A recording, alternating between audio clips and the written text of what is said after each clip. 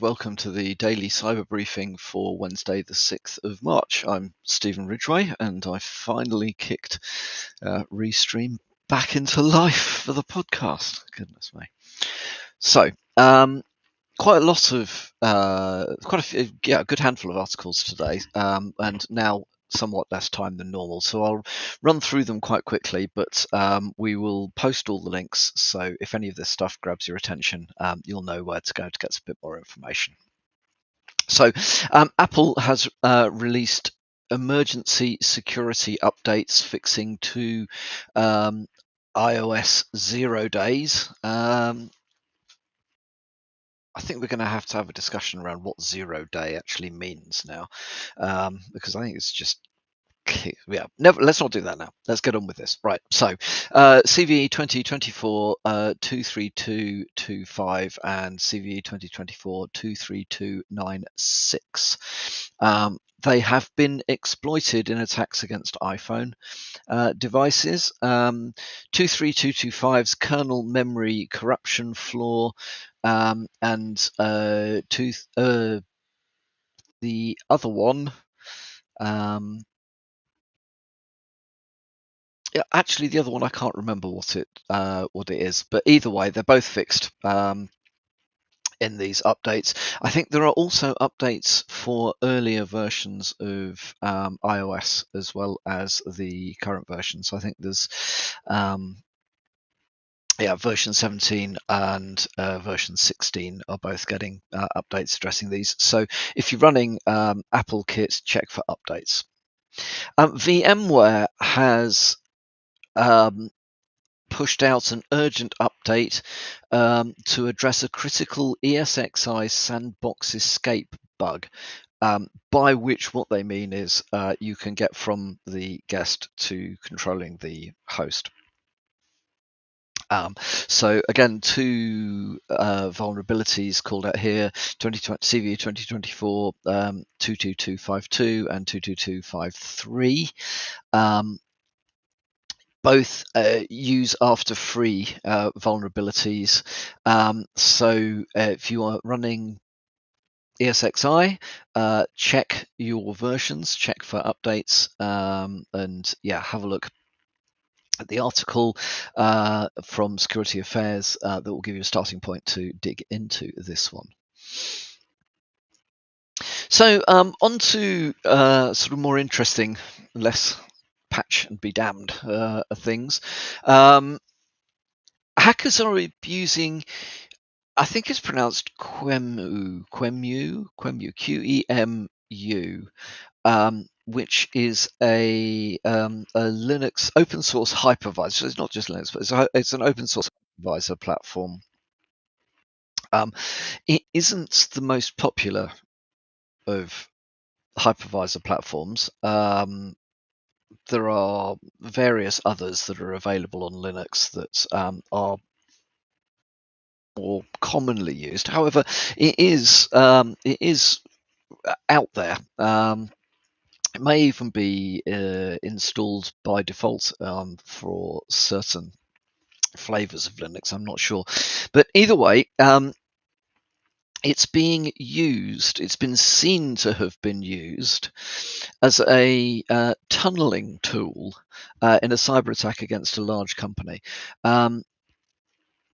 So effectively, the attackers used Qemu to create virtual network interfaces and socket network device used to connect to the attacker's remote server. This then allows the attackers to create a this that allows the attackers to create an encrypted tunnel from the victim system to the attacker's system. It has very low impact on the system performance, and because it could be configured to use common ports, it's in this case I think it was hidden behind port 443, in which case a lot of organizations still permit outbound traffic on port 443 with very little in the way of controls really is a dumb idea. These days, there is no reason why you should allow outbound traffic that uncontrolled from your environments. However, people do, and this was one.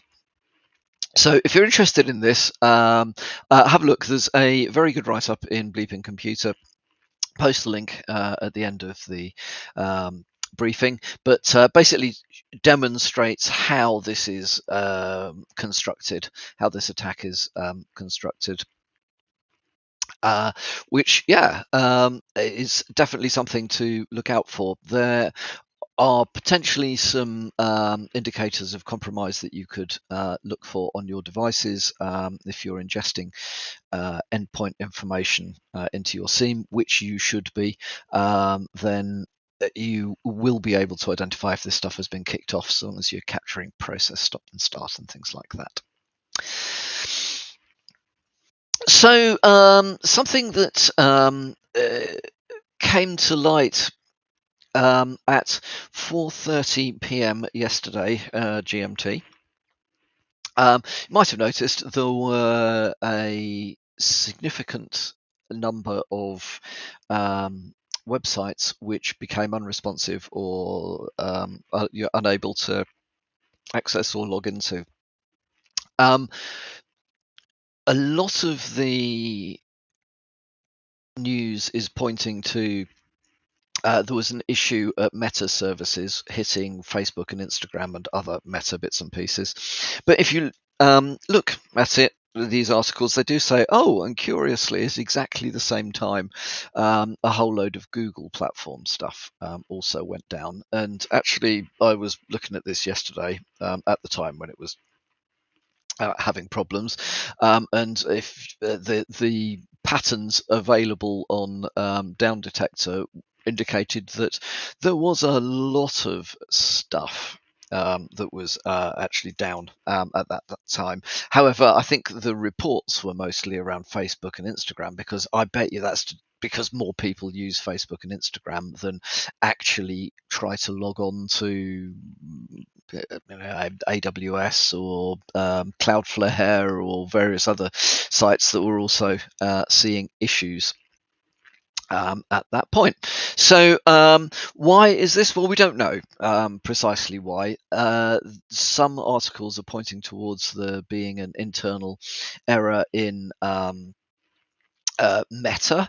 I don't think that will be the case. I think there's an it will be shown there was an underlying root cause that was much more generic around the internet. There were, in fact, a number of articles published yesterday talking around damage to further damage to subsea cables in the Red Sea yesterday. Getting the timings of what actually happened when quite difficult. I haven't got the time or, frankly, inclination to go digging too deeply into this stuff. But it does look like the reports of subsea cable damage are in addition to the reports from about a week ago. I think it was about 8 days ago, of at least one cable having been cut there. So we are looking potentially at maybe 5 cables are currently down in the Red Sea. As I spoke about the last time this topic came up, there is not a lot of global capacity in subsea cables, and a great deal of traffic goes through the Red Sea.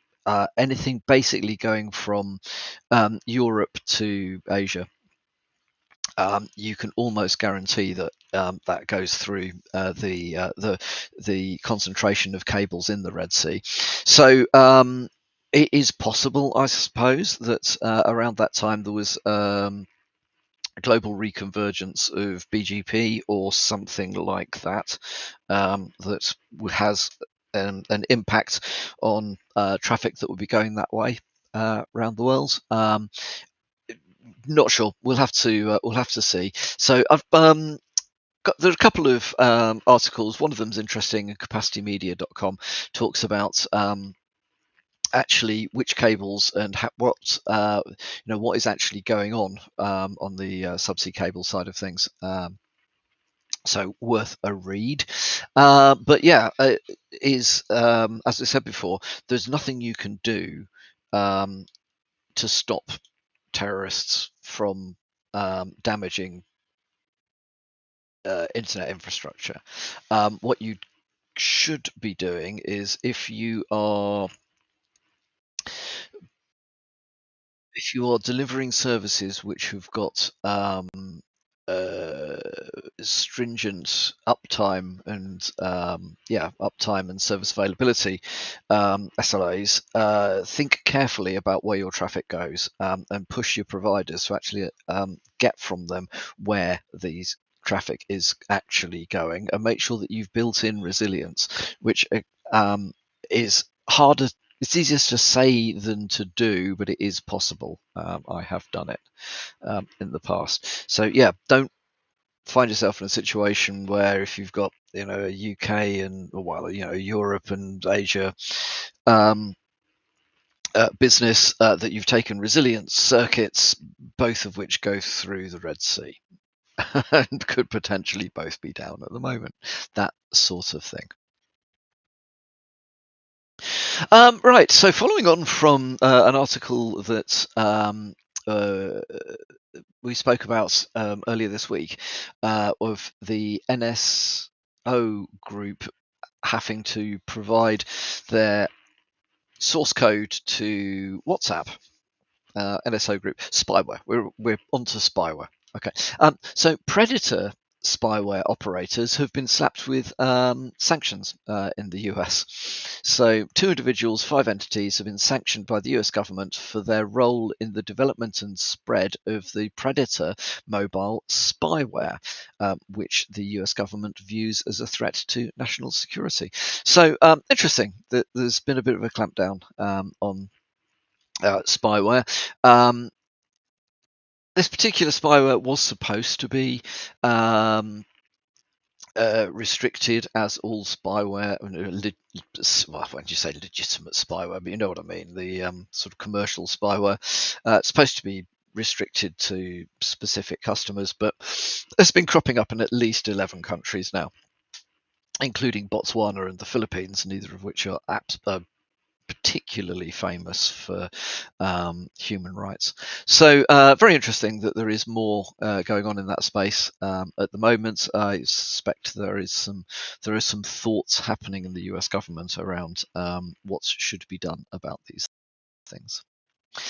And then finally, and yes, I appreciate we are out of time, there's a good article in Dark Reading that talks about the risks of biometric data in the digital age. So it talks about the fact that biometrics is increasingly used for authentication. However, it may well provide as it were, a gold mine for hackers. Now, not going to go into all the details that they talk about in the article. However, I would like to say you heard it here first. Definitely take a read if you're like me. If like me, you are bothered about these things. It is, I think, refreshing to see that some of the better news sites have picked up on this risk, and so it clearly is being discussed in the right places. And my concerns around using biometrics for, I said authentication at one point, and somebody corrected me and said, what you really mean is identification. Well, yes, that's quite true. It's the identification bit of authentication. Either way, doesn't matter. Once it's hacked, you're screwed. So that is enough from me for the moment. I will be back again tomorrow morning.